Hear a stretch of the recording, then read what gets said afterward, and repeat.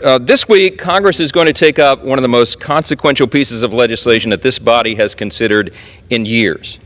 Despite the lack of fanfare from the national media, the REINS Act is a very important piece of legislation, and it has the potential to overhaul the federal bureaucracy, overhaul what many of us and many of my constituents back home in Louisiana refer to as part of the deep state. And it also has the potential to restore Congress's constitutional role as the chief rulemaking body in America. But to understand the necessity of this bill, it's important that we take a step back just for a moment and examine how Congress has ceded our lawmaking authority to nameless, faceless bureaucrats that aren't accountable to anyone, not to voters, and really largely not even to those of us in Congress. Article 1, Section 1 of the Constitution itself declares that all legislative powers herein granted shall be vested in a Congress of the United States.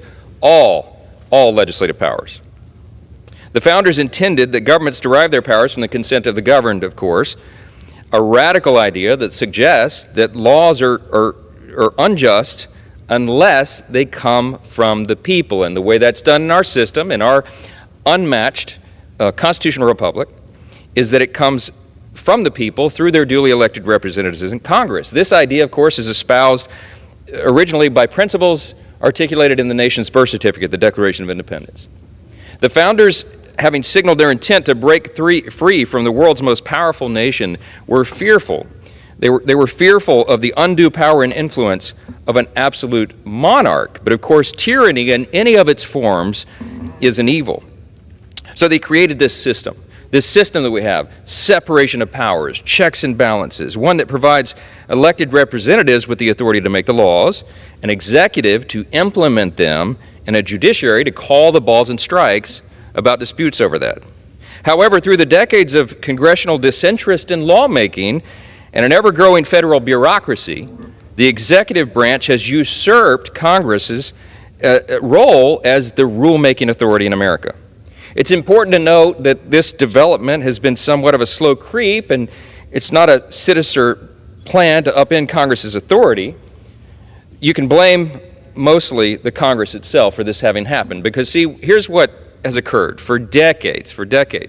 Congress has really willfully delegated its authority to federal agencies through passage of a patchwork of spending bills and the vote now, read later mindset.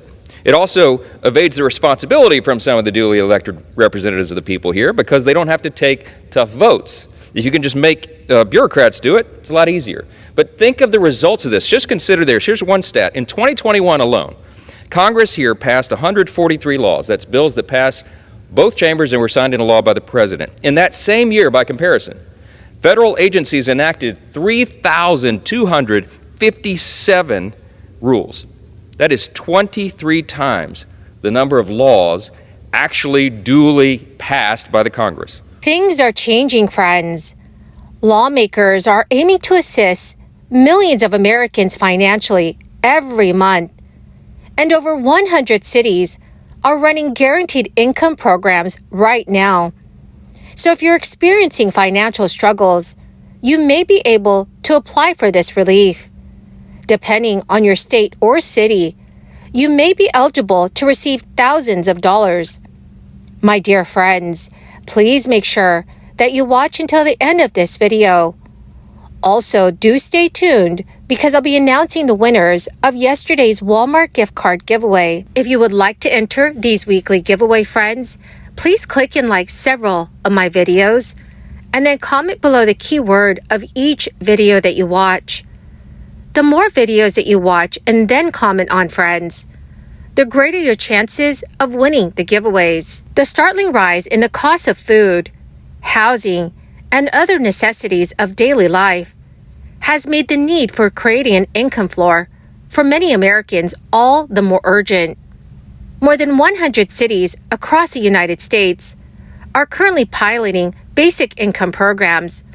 Pilot Guaranteed Income Program participants across the United States use their stipends to pay off credit card debt, get their vehicles fixed, and buy clothing for their children. So rather than discouraging recipients from working, such initiatives often help people get higher paying jobs or even transition from part-time work to full-time work. A new program called Pathway to Income Equity was also recently implemented in Sonoma County, California, which provides families with $500 payments every month. Research from other programs has shown that the financial assistance increases household economic stability and full-time employment. Because the funds come from unrestricted crisis disaster relief, $5.4 million has been earmarked. The cash assistance is not taxable income. In New Mexico, residents there can expect to see a sizable deposit in their bank accounts in about 3 days. The New Mexico Taxation and Revenue Department will begin issuing rebates to those who filed 2021 personal income taxes and were not declared as a dependent by another filer. Single tax filers can expect a rebate of $500, while married couples who filed joint returns, heads of household and surviving spouses, can expect $1,000. Individuals have until May 31st, 2024, to file their 2021 New Mexico personal income tax return and also qualify for the rebates. For those who changed their mailing addresses since filing your 2021 returns, you can update your information online. People who changed their banking information since filing returns will receive a check by mail. The latest round of rebates was approved by New Mexico Governor Michelle Lujan Grisham as part of the larger state budget.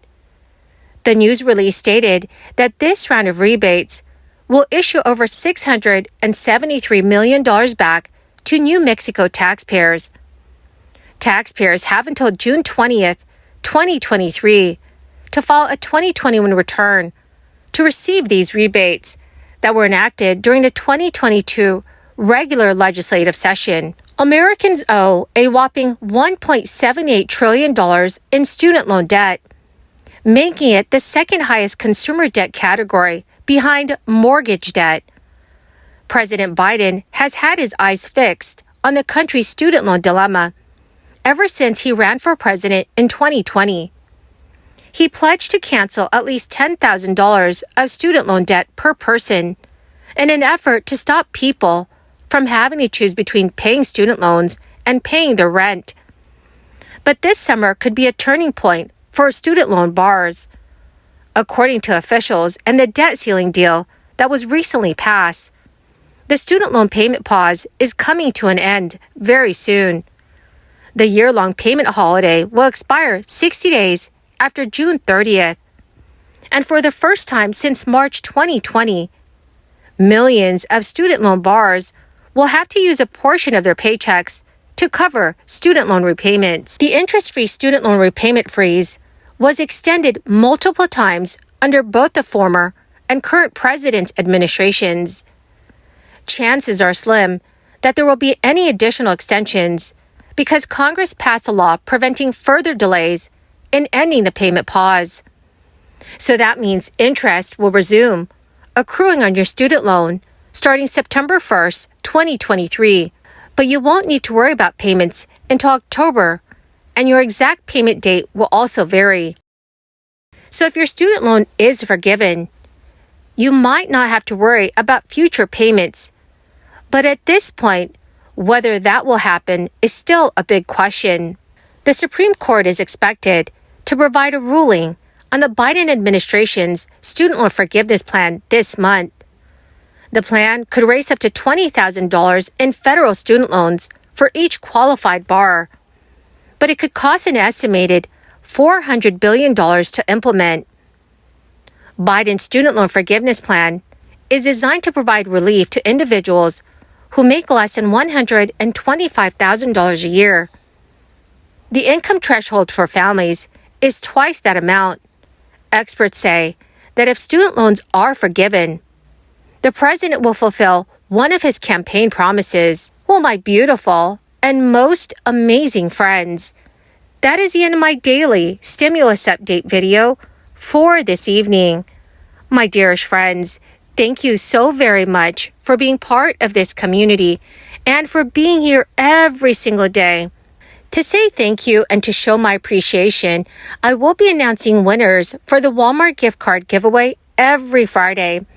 So if you'd like to enter these weekly giveaway, friends, please click and like several of my videos and then comment below the keyword of each video that you watch. The more videos that you watch and then comment on, the greater your chances, dear friends, of winning the giveaways. The two winners of yesterday's Walmart gift card giveaway is Ella Johnson and Mary Mariag. Congratulations, my dearest friends! To claim your gift cards, please check your notifications page and send me a message. Or you can message me on my Facebook page. Thank you, dear friends, and have a wonderful and very blessed weekend.